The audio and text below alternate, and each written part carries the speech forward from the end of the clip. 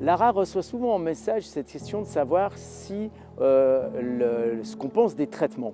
Parce que dans mon cas, c'est vrai que je ne prends plus de traitement. Après 40 ans de rectocolite, ça fait maintenant des années et des années et des années que je ne suis plus sous traitement et que ma rémission est durable, c'est-à-dire que je n'ai plus aucun symptôme de rectocolite. Mais souvent, voilà, la question qui revient, c'est qu'est-ce qu'on pense des traitements?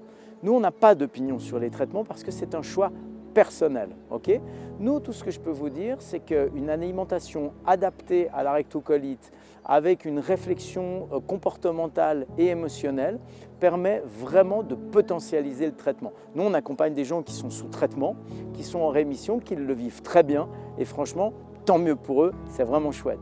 Moi, j'ai arrêté les traitements parce que les traitements ne me faisaient plus d'effet du tout. Mon côlon était totalement enflammé, j'étais dans une pancolite extrêmement grave, 40 selles par jour, je perdais du sang, j'ai perdu 24 kilos, je faisais plus de 42 kilos et comme j'ai refusé de me faire opérer, je me suis retrouvé dans une unité de soins palliatifs avec un pronostic vital qui était de plus d'1 mois. Il ne me restait plus qu'1 mois à vivre. Alors c'est vrai que dans ce cas-là, moi j'ai fait le choix d'arrêter les traitements parce que les traitements ne faisaient plus d'effet du tout me concernant. Et bien évidemment que jamais, au grand jamais, on encouragera quelqu'un à arrêter le traitement. D'abord, on n'en a pas le droit et surtout, on ne le pense pas. On n'est pas dans cette dynamique-là. On n'est pas là pour condamner ce que font les médecins. Nous, on dit simplement qu'à travers notre expérience, à travers les années et le nombre de gens qu'on a accompagnés, et il y en a eu beaucoup,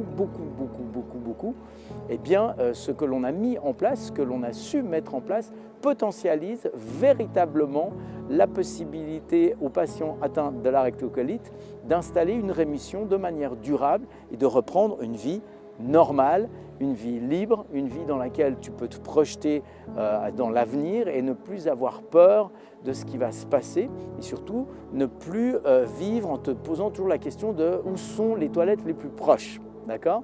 Donc je te le dis, je te le répète, tu peux aller le voir sur la chaîne YouTube, Le Côlon en vacances, tu verras bien que jamais, au grand jamais, nous n'avons pris position par rapport aux traitements chimiques qui sont une très bonne chose pour ceux qui souhaitent le faire.